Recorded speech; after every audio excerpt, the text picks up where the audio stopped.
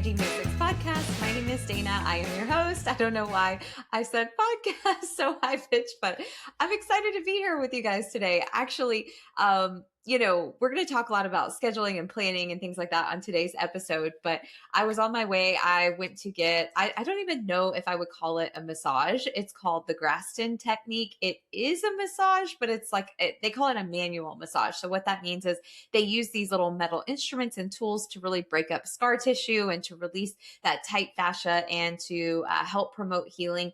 But while you're getting it done, it hurts and it does not feel great, but it feels so much better afterwards. So you'll be listening to podcast episodes where I'm going to talk a lot about my life and my health, but I've had a lot of pain in my left shoulder, and the bulk of it stems from working as a dental hygienist. But also it really started because of my own poor ergonomics. So I always would chicken wing. If you're watching the video, you can see what a chicken wing is, but just imagine you're doing the chicken dance, and you got your arms going out. I would always chicken wing my left arm. And then I would also drive an hour or so to work every day. So my elbows were up all the time. And it just led to long-term pain. And so where I'm at in my life right now, I decided I am going to focus on one thing in my body that's causing me pain, and I'm going to just do whatever I can to see if I can improve it.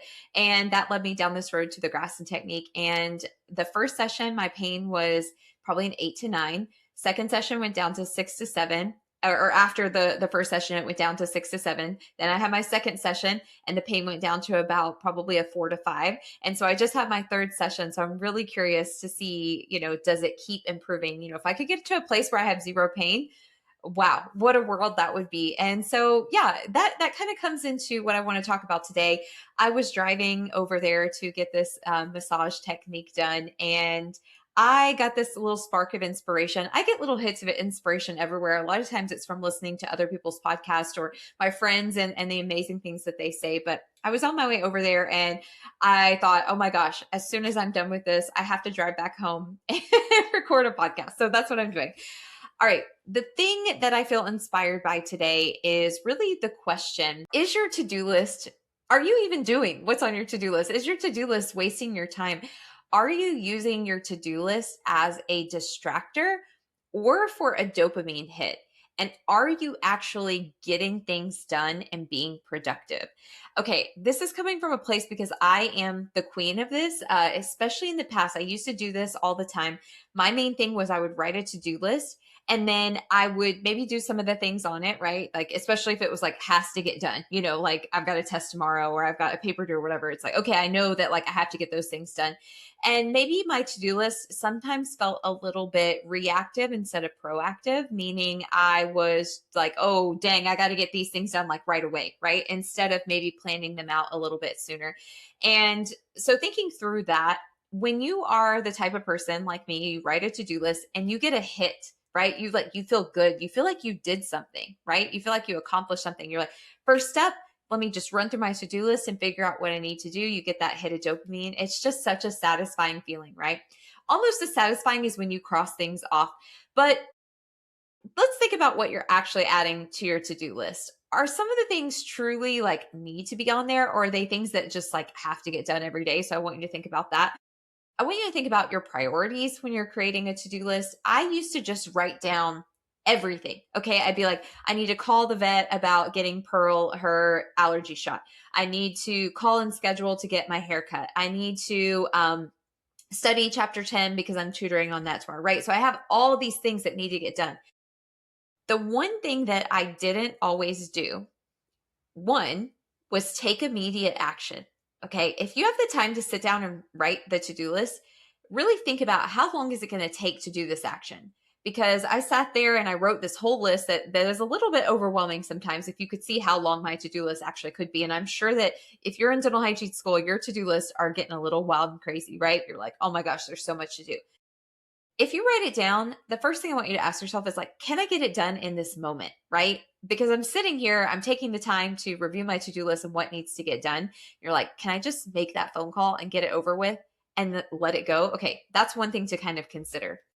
But one thing that comes up is, sometimes we write these to-do lists, we get the dopamine hit, but we never go further than that, right? Your to-do list just maybe keeps getting longer, or you're not really prioritizing and you maybe get a couple things done, but not everything done, right? I want you to really keep in mind that when you're writing a to do list, what is it for? It's to promote action.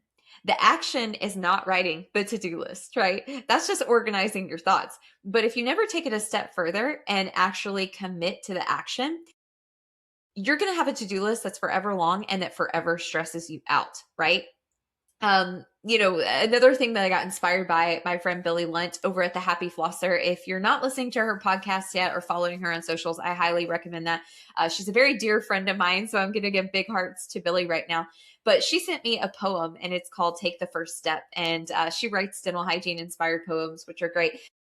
And I think about that all the time, right? If you do this whole to-do list, if you got things you got to get done, but you never venture forward and just take the first step towards action, you're just never going to get anything done, or you're not going to accomplish as much as you intend to, right? So taking the first step can look like a couple of different things. One, it could be, like I said, if it's a short task, if it takes less than 2 minutes, just do it right there.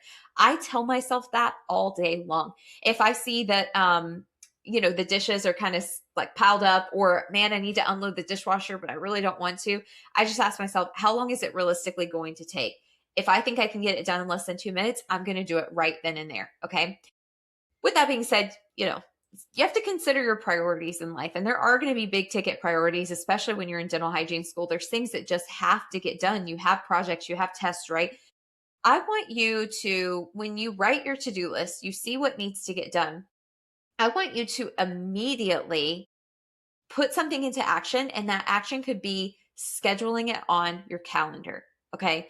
What I used to do is I would just write this really long to-do list, and then I'd sit down and I'd be like, well, what should I do first? What's most important? When should I do this? Some things have to happen at certain times, right? Let's say you're writing your to-do list at 10 o'clock the night before it for the next day. Well, okay, maybe you can't make that phone call right now, right? Because the office isn't open or whatever it is, or I need to call a patient, but obviously I can't call them right now because they're asleep and it would be rude to call them this late. So I need to schedule when I'm going to make that phone call. And so I'm like, okay, I have a gap in my schedule between these two classes. That's when I'm going to call this patient. Maybe I'll even send them a text first thing in the morning and say, hey, I'd like to call you at this time, right? I'm going to schedule that out so that I have a plan and I know exactly when it's going to get done. Because otherwise, if you just wait until the next day, guess what happens? Your schedule is going to be filled in with things and you're going to get a little lost in the sauce. Sometimes we can get, it's kind of like analysis paralysis. You look at your to-do list, you see, okay, there's 15 things that have to get done today, but you have a hard time deciding what comes first, when it should happen. If you create that to-do list and then you come up with a plan for when you're actually going to do it, it really, really helps you to be more successful. I've learned this a lot through trial and error. I am consistently trying to figure out what schedule works best for me. And one thing I used to do, and it worked for a while, is, I use Google Calendar and you can create tasks. So if it was a small task, like something that just needed to get done, I would create a task for it, right? So it'd be like, okay, call the vet, call my patient, do this, do that. Like if it was just short, maybe a 5-10 minute task, it would just get tossed up there. The thing is, throughout the course of the day, I would know that those things were there, but they kind of put stress on me. But if I did not assign a time to do it, everything else, all my emails, things I got to do to help my students out, conversations, but other phone calls, people calling me on the phone, text me, right? All of a sudden my day would get lost. And I'd be like, oh, okay, well now I got to push that off until the next day, then the next day, right? And your to-do list starts growing when really, if one, you had just taken care of it right away, like if you could have, if it's a 2-minute thing, just knock it out. But also if it's, you need to schedule it at a time because again, the office isn't open until 8 a.m. or whatever, or the patients, you don't want to call them at 10 p.m. Put it on your schedule for a certain time. Okay. And then just make the commitment to yourself that that's what you're going to do. You're going to call at that time and you're going to get it off of your to-do list. The thing is, if you start doing this, if you start taking small action as soon as you write your to-do list, whether it's actually doing it right away or scheduling it on your schedule for a specific time, you are going to start getting more done. It takes time, right? But I always think about this, like a body in motion stays in motion, right? And not to say that you shouldn't rest, but it's always the hardest to go from inactive or the planning phase into the next step of the doing phase, right? So what we have to do is after we write that to-do list, you get that dopamine hit. It feels like you've done something, but realistically, you haven't. You want to take it a step further and actually right away, if you can, put something into action. So an example of this would be if you know that you have to study for a test in a couple days, just say, okay, I wrote my to-do list. I know I need to study for that test. It's coming up in 3 days. Let me just take 20 minutes and do a quick review of the material right now. Right. And then you put that into action. And what does it do? It gets your body and your mind used to just doing things as they come instead of just adding them to this never ending list of things that need to happen. One thing I noticed that helps me as well with my scheduling is one, put it on the calendar. And I know you're probably like, if you're not a calendar person, you're like, I'm never going to do that. But really, if you just plan it out really and you commit to it, I swear you're just going to realize how much is possible. I used to think, I was a very productive person, but I realized I would take as much time as possible to complete a project, right? If instead of giving myself smaller amounts of time to tackle a task and saying, this is what needs to get done in this period of time, I mean, I could take hours perfecting, working on something. I've just learned that if I arrange the time and if I kind of push myself a little bit, I can get so much more done just by taking the next step and moving forward and saying, you know what, I've got 10 minutes here. Let me just do this really quick. Okay, so I know I'm kind of blabbering on about that, but those are just a few things. So another thing that I've realized that has helped me is if I have a big thing coming up, like let's say that I have my finals coming up or a big project, I like to backdate it and start a little bit earlier. And instead of being like, I'm going to allot 2 or 3 hours a day to this for the next 3 weeks, I just say, I'm going to allot 20 minutes to this, right? And maybe I end up going 30, maybe I end up going 40, 50 an hour. Okay, that's cool if I have the time.